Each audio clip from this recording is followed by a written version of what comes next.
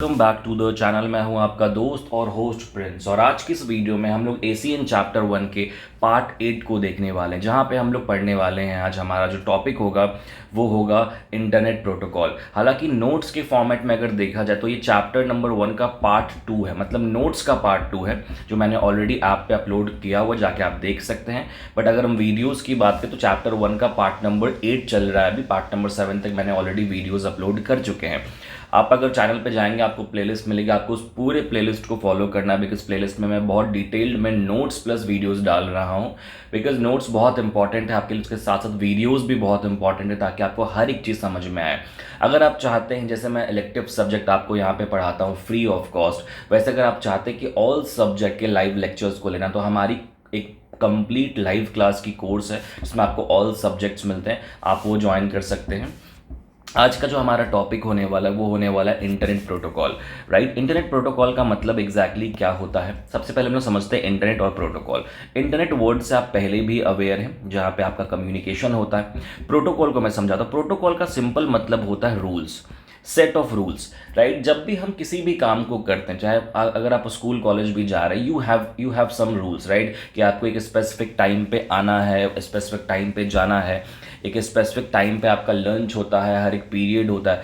Same अगर आप internet पे कोई डेटा को भेज रहे एक जगह से दूसरे जगह पे, we have to follow some rules. Right, हम रूल्स को फॉलो करते हैं। अगर हम उस रूल्स के खिलाफ जाते हैं, अगेंस्ट होते हैं, तो हमारा डेटा सेंड नहीं होता है। सो इसी को हम लोग इंटरनेट प्रोटोकॉल बोलते हैं। In advanced computer networks, the Internet Protocol is a critical component that enables devices to communicate across diverse networks.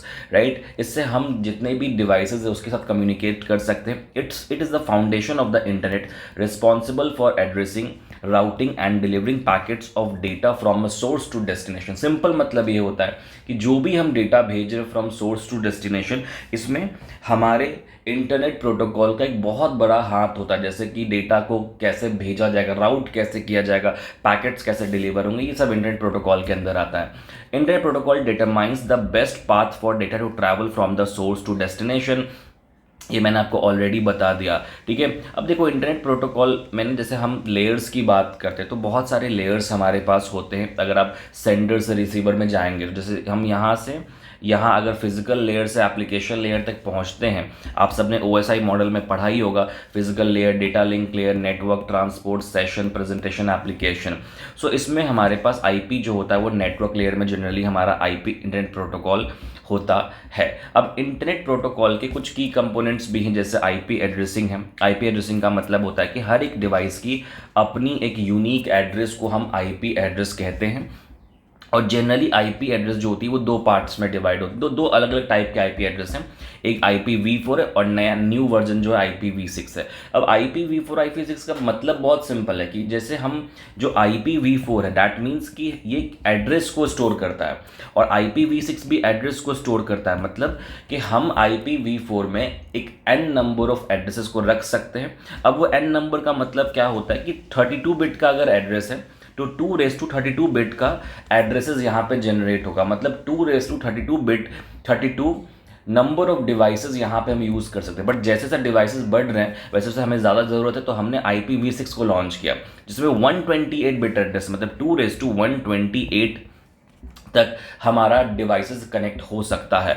सो अगर आप देखिए तो 4.3 बिलियन जो है वो IPv4 में है। तो अभी जनरली हम लोग IPv4 पे ही हैं, बट धीरे धीरे करके हम लोग शिफ्ट हो रहे हैं IPv6 में। तो IPv6 में बहुत ज़्यादा डिवाइस कनेक्ट हो सकते हैं, तो कोई प्रॉब्लम नहीं आने वाली है।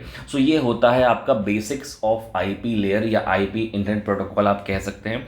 इंटरनेट प्रोटोकॉल के बारे में मैंने इनफ डिस्क्रिप्शन यहाँ पे दिया है, डायग्राम भी दिया है आपके लिए, और IP एड्रेसिंग के बारे में भी मैंने जिक्र यहाँ पे किया है, जो आपके एग्ज़ाम के लिए बहुत बहुत ज़्यादा, इससे ज़्यादा आपको एग्ज़ाम में कवर करने की ज़रूरत नहीं होती है।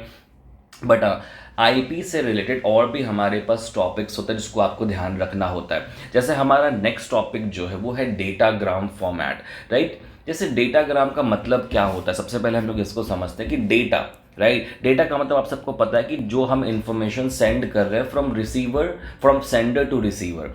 Right, in advance computer network a datagram is a basic unit of data that is transmitted over network or across a network, particularly in connectionless communication protocol like the internet protocol.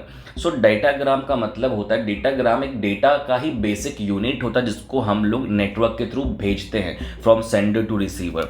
The datagram format is crucial for understanding how data is structured between devices. अब इसका format समझना बहुत ज़रूरी है.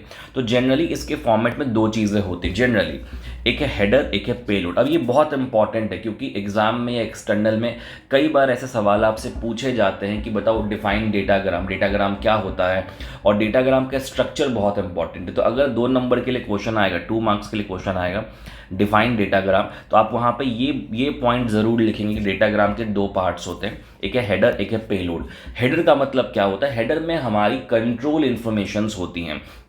Control information का मतलब जिसके द्वारा हम अपने डेटाग्राम को या डेटा यूनिट को कंट्रोल कर रहे हैं.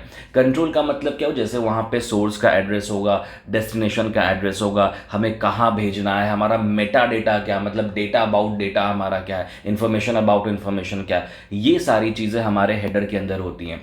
इसके बाद आता है सेकेंड नंबर पर पेलोड.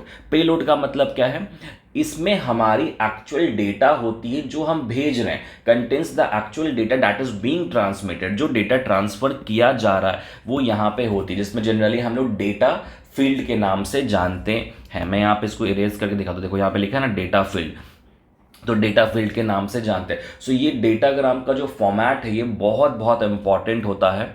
अब जैसे देखो IPv4 का डेटाग्राम फॉर्मेट का यहाँ पे डिटेल ब्रेकडाउन मैंने कर दिया कि उसमें क्या क्या चीज़ें होती हैं.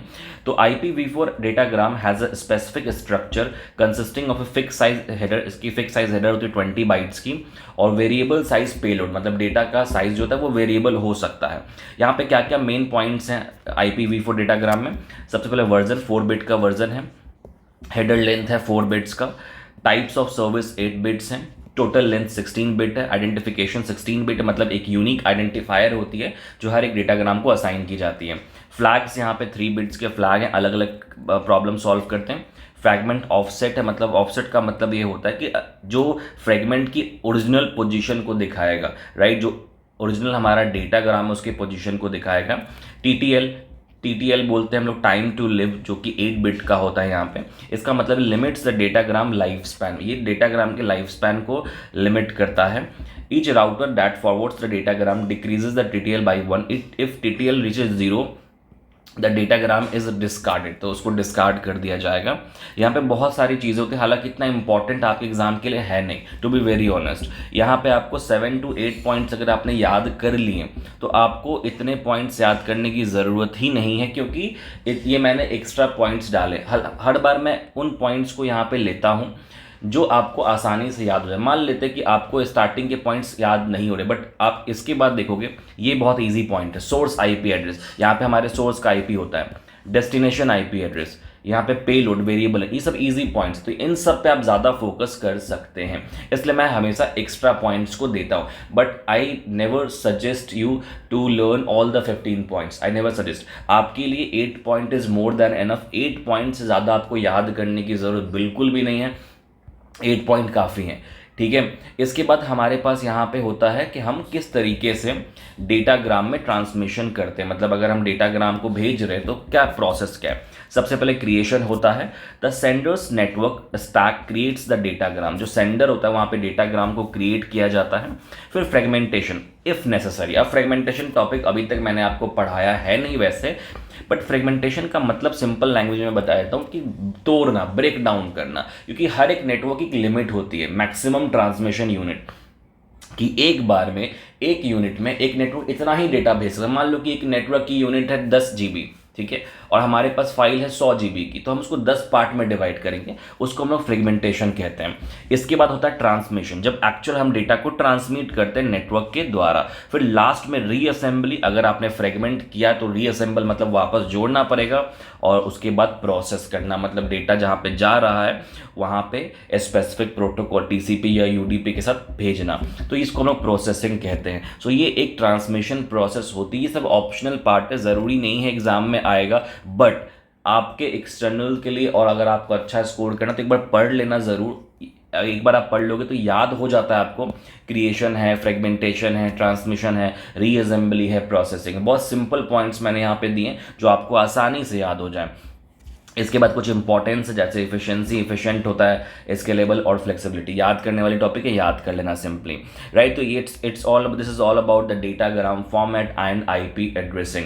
बहुत बहुत इंपॉर्टेंट पॉइंट्स है दोनों ही एग्जाम पॉइंट ऑफ व्यू से। एग्जाम में हर साल आते हैं, तो आपको इसको अच्छे से कवर करना है, नोट्स से कवर करना है और मेरे लेक्चर्स को देखना है, राइट। नेक्स्ट लेक्चर में हम लोग देखने वाले हैं फ्रेगमेंटेशन के टॉपिक को। सो आपको हर एक प्लेलिस्ट को फॉलो करना है। एंड एक बस आप सबसे एक ही रिक्वेस्ट है, बहुत ज़्यादा मेहनत लगती है इन सब वीडियोस, इन सब नोट्स को आपके लिए प्रिपेयर करने और फ्री में अपलोड करने में। सो प्लीज़ आप इस वीडियो को लाइक करें, चैनल को सब्सक्राइब जरूर करें और अपने दोस्तों के साथ कॉलेज ग्रुप में ज़रूर शेयर करें चैनल को, ताकि सारे बच्चों को हिंदी लैंग्वेज में एडवांस कंप्यूटर पढ़ने को मिले। ओके, चलो, तो thank you so much for watching this video. Have a good day.